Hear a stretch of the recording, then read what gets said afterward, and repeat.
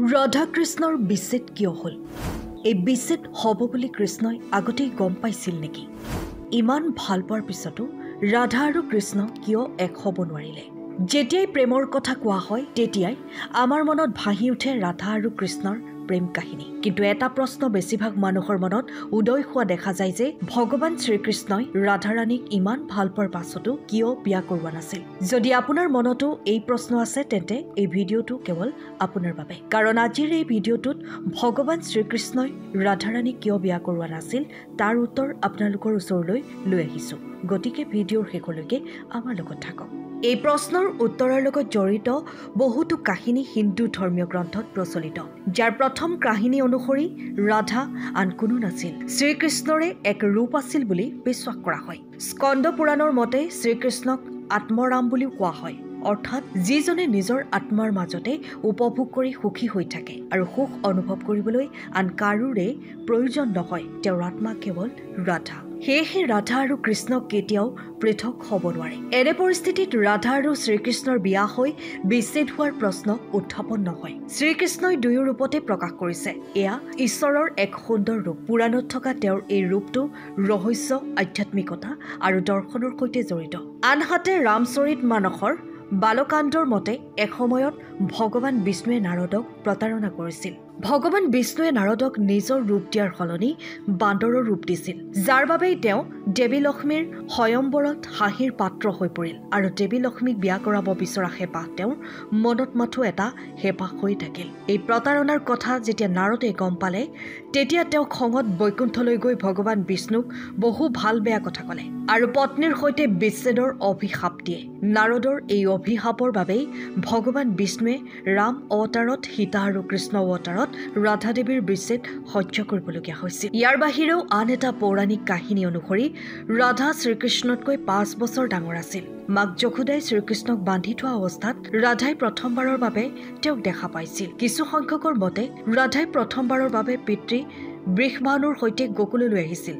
তাৰ পিছত প্ৰথমবাৰৰ বাবে শ্ৰীকৃষ্ণক দেখা পাইছিল। আনহাতে একাংশ পণ্ডিতৰ মতে কৃষ্ণ আৰু ৰাধাৰ প্ৰথম সাক্ষাৎ সংকেত তীৰ্থত সংঘটিত হৈছিল। যিয়েই নহওক, ৰাধাই শ্ৰীকৃষ্ণক দেখি উন্মাদ প্ৰেমত পৰিল আৰু কৃষ্ণও ৰাধাক দেখি মুগ্ধ হৈ পৰে আৰু তাৰ পিছত দুয়োৰে প্ৰেমত পৰিল। বিশ্বাস কৰা হয় যে তেতিয়াৰ পৰা শ্ৰীকৃষ্ণৰ মুৰলীৰ মাত শুনি ৰাধাই নাচিবলৈ আৰম্ভ কৰিছিল আৰু তেওঁক লগ কৰিবলৈ ওলাই গৈছিল। যেতিয়া গাঁৱত কৃষ্ণ আৰু ৰাধাৰ প্ৰেমৰ বিষয়ে চৰ্চা হৈছিল তেতিয়া ৰাধাক সমাজৰ মানুহে ঘৰৰ পৰা ওলাই যাবলৈ বাধা দিছিল। ইয়াৰ পিছত এদিন শ্ৰীকৃষ্ণই মাক যশোদাক কয় যে তেওঁ ৰাধাক বিয়া কৰাব বিচাৰে। এই কথা শুনি যশোদাই ৰাধা শ্ৰীকৃষ্ণৰ বাবে উপযুক্ত ছোৱালী নহয় বুলি কয়। যশোদাৰ আপত্তিৰ কাৰণ বহু আছিল। প্ৰথমতে ৰাধা আছিল কৃষ্ণতকৈ ৫ বছৰ ডাঙৰ আৰু দ্বিতীয়তে ৰাধাৰ ইতিমধ্যে ৰাইনাৰ লগত বিবাহ ঠিক হৈ আছে। ৰাধাৰ বাগদত্তাত যুদ্ধ কৰিবলৈ যোৱা কংসৰ সেনাবাহিনীত আছে। ৰাইনা উভতি আহিলেই ৰাধাৰ সৈতে বিবাহপাশত আবদ্ধ হ'ব। সেয়েহে কৃষ্ণই ৰাধাক বিয়া কৰাব নোৱাৰে। যশোদাই কৃষ্ণৰ বাবে আন ছোৱালী বিচৰাৰ কথা কয়, কিন্তু কৃষ্ণই যশোদাৰ কথা নামানি ৰাধাক বিয়া কৰাবলৈ জোৰ দিবলৈ ধৰিলে। উপায়হীন হৈ যশোদাই এই কথা নন্দক জনায়, কিন্তু কৃষ্ণই নন্দৰ কথাও নুশুনে। তাৰ পাছত নন্দই কৃষ্ণক গৰ্গ ঋষিৰ ওচৰলৈ লৈ গ'ল। গৰ্গ ঋষিয়ে কৃষ্ণক বুজাই কয় যে তুমি এটা বিশেষ উদ্দেশ্যত জন্ম লৈছা। ভৱিষ্যতবাণী কৰা হৈছে যে তুমিয়েই ত্ৰাণকৰ্তা, তুমি এই পৃথিৱীত ধৰ্ম প্ৰতিষ্ঠা কৰিবা। সেয়ে এই গোৱালিনী ৰাধাক বিয়া কৰাব নালাগে, তোমাৰ এটা নিৰ্দিষ্ট লক্ষ্য আছে। তেতিয়া শ্ৰীকৃষ্ণই কয় যে মই ত্ৰাণকৰ্তা হ'ব নিবিচাৰো। মোৰ গৰু, গোপপালক, গোৱাল গোৱালিনী আৰু এই নদী পৰ্বতবোৰৰ মাজত থাকি মই সুখী। আৰু যদি ধৰ্ম প্ৰতিষ্ঠা কৰিবলগীয়া হয় তেন্তে মোক ভাল পোৱা আৰু মই ভাল পোৱাজনক এৰি যোৱাৰ এই অধৰ্মৰ পৰাই আৰম্ভ কৰাটো উচিত নে? এয়া ন্যায় নহয়।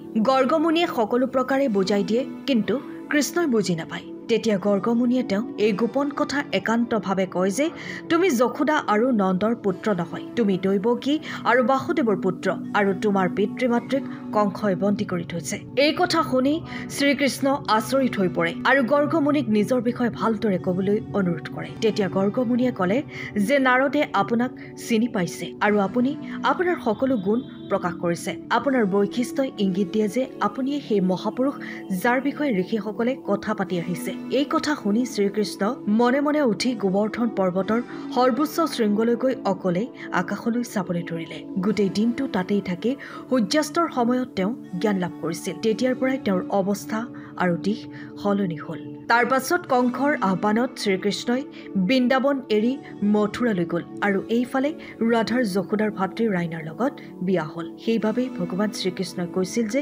ৰাধা মোৰ আত্মা, গতিকে মই তেওঁক বিয়া কৰোৱা বা নকৰোৱাৰ মাজত একো পাৰ্থক্য নাই। বিয়াৰ পিছতো ৰাধাৰ মোৰ প্ৰতি থকা প্ৰেম বা ৰাধাৰ প্ৰতি মোৰ প্ৰেম কমি যোৱা নাছিল। গতিকে যদি আপুনিও কাৰোবাক ভাল পায় আৰু তেওঁক বিয়া কৰাব নোৱাৰে তেন্তে হতাশ নহ'ব। শ্ৰীকৃষ্ণৰ দৰে তেওঁৰ প্ৰেমক চিৰদিনৰ বাবে মনত সাঁচি ৰাখক। এই তথ্য আপোনালোকে যদি উপযোগী বুলি ভাবে তেন্তে লাইক কৰিব আৰু কমেণ্টত জয় শ্ৰীকৃষ্ণ লিখিব। লগতে আমাৰ চেনেলটো ছাবস্ক্ৰাইব কৰিব। ধন্যবাদ।